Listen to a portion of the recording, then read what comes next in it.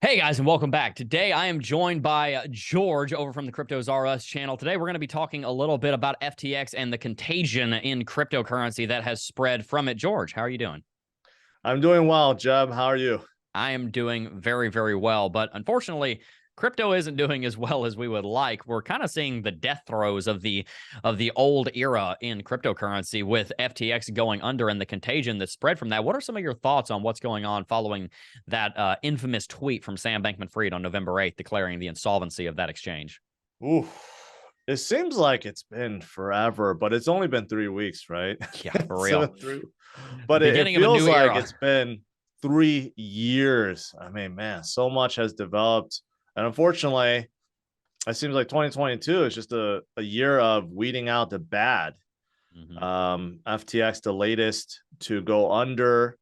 Obviously, I think we both talked about it. I mean, every channel has been talking about it in terms of what SBF did, what Caroline did, and the 8 billion that was lost, right? And obviously, some of that was stemmed from Luna and ITrustCapital, and but this whole thing ties together. That's the mystery. There's still some speculation that SBF was actually the one that popped Luna's bubble, which in turn popped ITrustCapital, which in turn popped some of their own bubble because Alameda Research was highly leveraged um, with Luna and with others. So I mean, it's this one big circle, and they thought they could get out of it, but unfortunately, like Genesis is pulled into it now.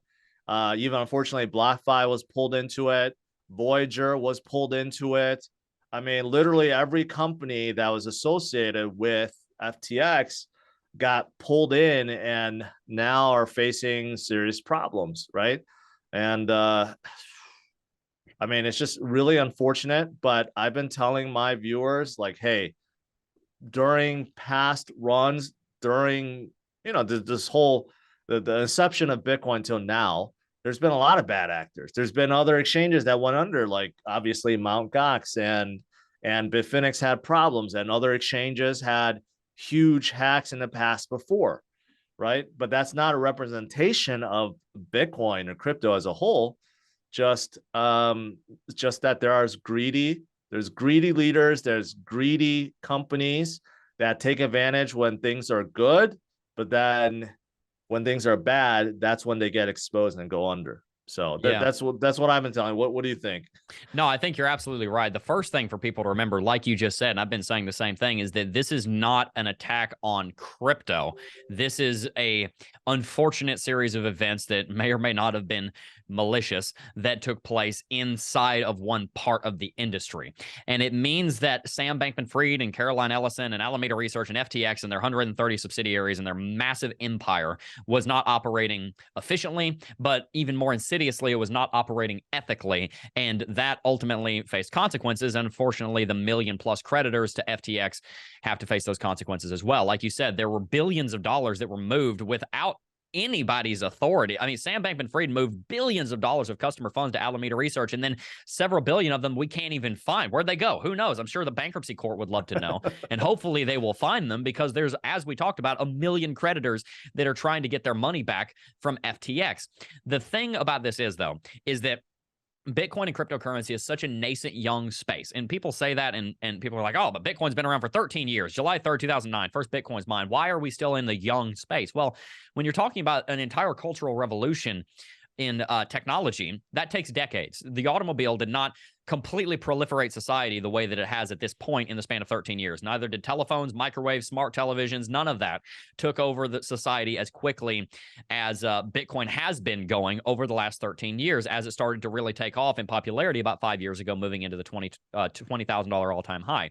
That being said, when you have an industry grow to $3 trillion in market cap from $30 billion in market cap just 3 or 4 years prior, you're going to have some bad actors that are able to build multi tens of billions of dollar companies, and they're not going to necessarily always operate the correct way. What's fortunate, in a way, we could even call this a silver lining, if you will, is that when Bitcoin and cryptocurrency dropped this far, you found Bitcoin and crypto in a position where everybody that had built companies poorly all of a sudden had to face the consequences thereof, and the capitalistic mechanism of natural selection kicked in, and you had projects like Luna go under, Three Arrows Capital, Voyager Digital, Core Scientific, the Bitcoin miner, Argo Blockchain, another Bitcoin miner, ran out of is currently in the process of running out of funds, and one of their investors just pulled out for $28 million. FTX went under. Alameda Research obviously filing bankruptcy. BlockFi, we've got issues going on with Gemini and Genesis, and we don't know where that's going to go. All of these actors that were building their company in a way that was not sustainable are now here at the bottom getting weeded out. So hopefully the actors that are still in the space will learn the lessons or go the same direction. It's a burn of the poorly built companies in the cryptocurrency space, and hopefully it will lead for a more healthy forest floor where we can grow a much more healthy ecosystem into the future. But for right now, a forest fire is never that pleasant, and of course we're seeing that it's continuing to burn. But George, first of all, do you have any thoughts on that? But also, second of all, where do you see us going in the next 3 to 6 months, geopolitically, but also having to do with the contagion that's going on right now? I think you summed the whole situation up really, really, really good. I mean, if you look at just emerging technologies, you mentioned about cars, but you look at like internet, mobile, right? They didn't just overnight just, explode to 8 billion people. The internet took decades. Mobile went a little quicker, but you look at it since the inception of Bitcoin till now, really, it has not been that long, right? And we're much faster in terms of adoption and growth than all the previous revolutions that we had. So I think that's very important for people to keep in the back of their mind, because a lot of people jump in expecting to make quick buck, right? But then they don't realize that we do have up and downs, and it's still so early. And there's a lot of companies that did that, right? That jumped in wanting to make a quick buck, and they got burned too. So it's not just the retail that faces that. Yeah, I mean, and a lot of naysayers or a lot of people don't understand will say, well, how can you still support crypto when it's down like 90%? Well, you realize if you go back, Amazon was down 90+%. Apple almost went bankrupt before too. Microsoft was attacked by the government. I mean, all these big giants that we had or we have, they all had their up and downs too, but people just forget about those times. But going forward, unfortunately, I think it's good and it's bad. I think that there's going to be a lot more scrutiny, a lot more regulators looking at crypto overall. Now, why it's good and it's bad is because I think some of it can actually we could have some regulators actually enforcing some good policy, good rules that forces these companies that are too over leveraged, too risky, to actually have proper compliance, proper risk management, proper asset storage or allocation, all the things that FTX and one-to-one reserves. Reserves, not to just give out billions of dollars to your own companies without anyone knowing about it. I think consumer protection could be layered in, and I think that could be good moving forward. But unfortunately, though, a lot of times when these regulators, they're trying to make a name for themselves, they push it too far and they kind of label everything within a bucket. And hopefully that doesn't happen. Hopefully people, the Congress people that we have and regulators around the world don't associate all crypto with what happened to FTX, because then they may overregulate. Hopefully that doesn't happen, but I do see a lot more regulations coming up, and it could be a good thing in some ways, but maybe bad in some ways as well.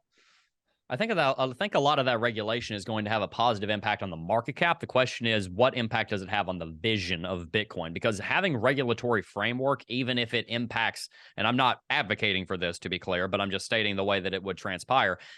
If you have over-regulation, it's likely going to mean that the guardrails are going to be hopefully very clear, that you could have trillions and trillions and trillions of dollars flow into the space. The issue is that where does the vision for Bitcoin of financial sovereignty and putting the power over finance and currency back in the hands of the individual so that the government or major corporations cannot use it against you?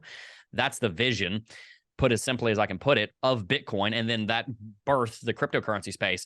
How much regulation comes in is going to have an impact on the vision, but no matter how much regulation comes in, it's likely going to drive adoption, because at this point, all of the the barbarians are in cryptocurrency. That's you and me and everybody watching this video right now. We're the barbarians. We're the Visigoths coming in and attacking Rome, which is JP Morgan trying to establish this new framework and overthrow this thing and build something even bigger than before for our own benefit. And ultimately, we're not doing anything wrong. We're trying to help people. We're not trying to ransack and pillage, but we want to build something new that actually has our best interests at heart. The issue is that regulation has to take place if you're going to see the 95% of the rest of the world that has the ability to invest in cryptocurrency actually invest in crypto. I interviewed Kevin O'Leary on the channel several weeks ago, and he talked about how there are billionaire tycoons over in Saudi Arabia that are making $250 million a day that want to invest in Bitcoin and crypto, and they can't do it because their hands are tied behind their back from a regulation standpoint. And so there's so much money waiting to flow in. So I think over the next several years, following the FTX disaster and considering the fact that we're at such a low price where smart money is going to pour in any day now, anytime in the next 2, 3, 4 months, people are sitting on the sidelines with billions waiting to see what this contagion is going to do, how far it's going to drop, and whether or not there's some other black swan event that's going to take place, which is going to wipe them out by dropping Bitcoin down massively again. But those billions of dollars sitting on the sidelines, frankly, trillions of dollars sitting on the sidelines, are waiting for that regulatory framework to come into play so that they can invest. What we need to be on the watch for is that regulation is coming and that money is coming. Both of them are coming. However, we have to make sure that as an industry, we walk this fine line where we're able to get the investment that we want without sacrificing the fundamental core vision of Bitcoin. It's almost like we can view the industry as a startup company that wants to go and raise a lot of money, but also doesn't want to sell its soul at the same time to traditional finance. So I think that's where we're positioning ourselves over the next several years. But I'd love to hear your thoughts on how would we walk that line to make sure that we're, not being corrupted by traditional finance. See, that's tough. That's tough. I agree with everything you said, but here's the thing. All of us in this space, all of us barbarians, we would love to see the price go up. And for that to happen, you got to have an influx of money coming in. And I agree with you. Billions upon billions, possibly trillions will be entering crypto over the next 10, 20, 30 years. And that will definitely drive prices higher. But then if you think about it, well, the original Satoshi vision, or just the vision of being decentralized, we're supposed to be moving away from centralized finance. But if centralized finance, these big institutions, these big banks and central banks, let's say they get involved and they're buying and buying and buying, well, we're kind of getting away from that, right? Mm-hmm. So it's really, I think it's going to be a really hard line to define. And maybe that's probably not something that we can't even define or do anything about at this point. But that is something that we have to pay attention to. Because if you have, for example, decentralized projects that's being invested by centralized entities in a big way, are they still decentralized, right? Like that's the question. And we're already kind of seeing that some of the products in this space that are supposed to be decentralized, well, they're catering to what the regulators want. So in that sense, they're not really decentralized anymore. So it's tough. I don't know how to really answer that, but I agree with you. There will be more regulations. I think because of it, it will drive more institutional adoption. We're going to get a lot more innovation. In the future, in the next 10 years, payments could be completely revolutionized. Oh yeah. Just look at what's being done with Strike over the Lightning Network already. Mm-hmm. But you're talking about Visa, MasterCard, Swift, all these big players, MoneyGram, Western Union, PayPal, everyone is dabbing and getting involved with blockchain, getting involved with crypto, utilizing the new payment rails that exist now, right? Everything will be revolutionized. So I think in the future is very, very bright. We may have all these apps, or dApps, I should say, that people don't even realize that they're crypto based. Mm-hmm. But this vision of staying pure and decentralized and not controlled by any entity or government or or bank, that's going to be hard to define in the future. Yeah, well, I mean, I suppose the tension for this decade is teed up. The last decade we watched Bitcoin build itself and grow itself fundamentally. It got the platforms built, it got the exchanges built, it got a core user base, the bedrock, as I like to call it. You and I and everybody watching this, with how low we are, we're the bedrock. We're not leaving for anything because we're true believers in this space. The bedrock is what's left right now. All the topsoil has been blown away by the wind and the waves, but we're still here. So Bitcoin has that bedrock, that core foundation. The question now is, what is that bedrock? Us, what are we going to do in the next 8 years during this decade, which is a very turbulent decade geopolitically, economically, financially? Anyway, what are we going to do in this decade to capitalize on the opportunities for Bitcoin and crypto to grow without sacrificing its vision, but also to ensure that we don't lose the vision for the sake of growth? And I think that's really the conundrum of the decade for cryptocurrency. And I'm really excited to see how it plays out. I really believe in this industry. I really believe in the people that are running this industry. For the most part, of course, there are some bad actors that have been revealed and had their Scooby-Doo mask pulled off over the last couple of months. But I think we have, for the most part, a lot of good actors in crypto. And so I'm just excited to see what happens. I'd love to hear everybody's thoughts in the comments section down below about what happens also. And I'd love for everybody who's watching this video right now to go and subscribe to CryptosRUs over on George's channel. George, any final thoughts before we wrap it out? Oh, I want to ask you one final thing. Sure. You know, there's obviously, due to whenever we're in crypto winter or big correction, when we're going through big corrections, you have a lot of finger pointing. All right. And you know, for example, a lot of finger pointing at Solana right now. And Solana used to finger point at Cardano. And you have even Bitcoin, you know, Bitcoin maxis that are pointing fingers at altcoins in general.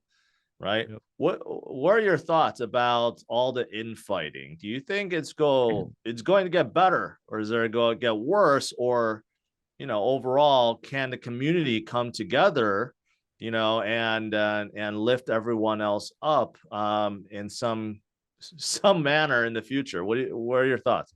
That is a great question, and I love that question because I think about this a lot. I got married this year. I'm a married man now. I've been married almost 9 months now. March 5th, I got married, and congrats.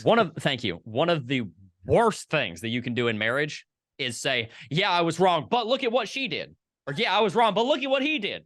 Yeah, I was wrong, but she started it. And that's what we do in crypto a lot, right? We say, well, yeah, I know. Let me just pretend I'm Sam Bankman-Fried for a second, which, ouch. But anyway, yeah, I went bankrupt, but Solana, look at what they did. Yeah, I went bankrupt, but look at Alameda Research. That's what a lot of the industry is doing. And even people that are otherwise good actors in the space tend to do this. Don't we all do this to a certain degree? We admit and then deflect. And that's what a lot of the industry is doing. They're saying, yeah, I'm not doing what I need to be doing, but look at them. There is a place to point out and correct other people of the industry, because we have to make sure that we don't go so disunified that we fray ourselves like a cable that was snapped, and then it doesn't have any unity whatsoever.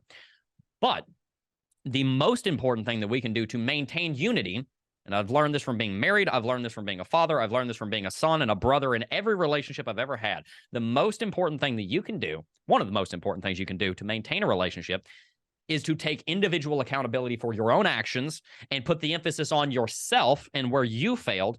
And then, yes, maybe mention, yeah, but what about Solana? Hey, could you maybe do that a little bit better? And then move on. And then let them be convicted by that. And if everybody wants to go and pile on them, then that's everybody else's prerogative. But for us individually, let's take individual accountability for where we were wrong. And then, yes, say, hey, maybe this should change. But let's also not just dogpile on people. Even on Sam Bankman-Fried, people have been laying so much hate on him. And frankly, most of what is being said about him is true. But another thing I've learned from relationships is just because something is true doesn't mean it has to be said 1,000 times, because all that's going to do is build up hate and bitterness and strife in our hearts. And all that does is hurt us. We're not, the industry, it is a false narrative that the industry is going to become more unified because it has a common enemy in Sam Bankman-Fried. Let's not forget that he was a member of this industry a month ago. So let's have grace with him. I'm not saying don't press charges where criminal charges may be necessary, but I'm talking about in our hearts. Let's not harbor bitterness and resentment towards anybody in the space, no matter how egregious their sinful acts have been. Let's realize that we've also made our own fair share of mistakes and take individual accountability, and maybe we'll be a more unified industry for it. That's really well said. Really well said, Jeb. I especially love that last part. You know, we're all like, you know, pointing fingers at SBF. And yes, of course, he's done some major damage and he does need to take accountability for what he has done. But I totally agree with you. Finger pointing is not going to get us anywhere. Constructive criticism is good, you know, to kind of help people and lift people up.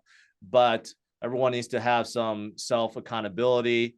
And overall, we need to work together to strengthen the industry rather than trying to tear down the industry, right?